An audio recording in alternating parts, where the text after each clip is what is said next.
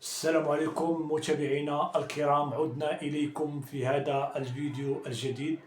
قبل ما ننطلق ونتكلم في هذا الموضوع الرياضي اللي عكس المواضيع اللي كنا كنطرقوها في هذه القناة أو كنطرقوا لها في هذه القناة، اللي طلعت ليه القناة ديالي أول مرة يضغط على زر أبوني ويفعل الجرس فضلا وليس أمرا. كما كيعرف الجميع أن غدا الوداد الرياضي غيجري واحد اللقاء اللي هو لقاء هام برسم منافسات كأس العالم للأندية اللي كيتنظم في دولة أمريكا.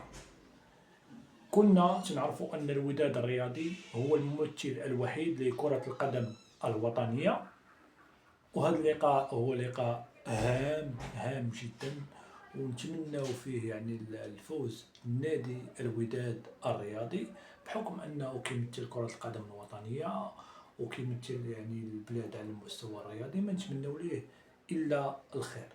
ولكن هذه المقابلة هذه قسمات الآراء بين يعني المجموعة ديال الفئات. كاينه واحد الفئة كتقول لك أن الوداد يقدر ربما مع الأجواء ديال كأس العالم الأندية ومع الجماهير اللي تنقلات مشكورة حتى هي باش تساند الفريق ديالها، أنه يقدر الوداد يكون يعني في واحد المستوى كبير ويفوق كل التوقعات، لأن الوداد الرياضي فعلا تيبقى فريق كبير، فريق عنده تاريخ، فريق يعني سبق ليه ودا بطولات إفريقية وبطولات وطنية، فريق عنده قاعدة جماهيرية كبيرة وجمهور عالمي.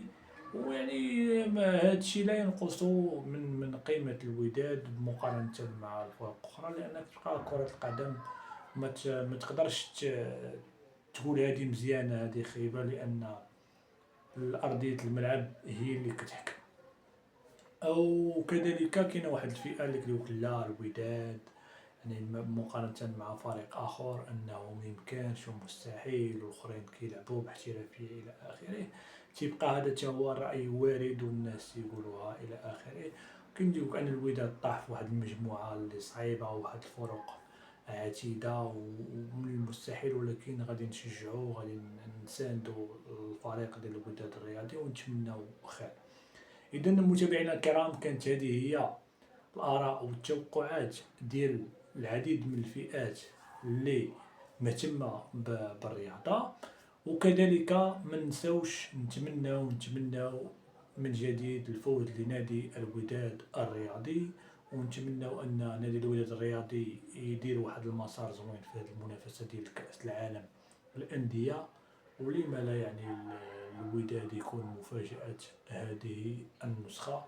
حتى لهنا متابعينا الكرام، نقولكم نهاية هذا الفيديو، نتلاقاو في فيديو آخر في موضوع آخر. ودائما يعني نحن أي مستجد أي جديد غنوافيكم به، وتحياتي للجميع.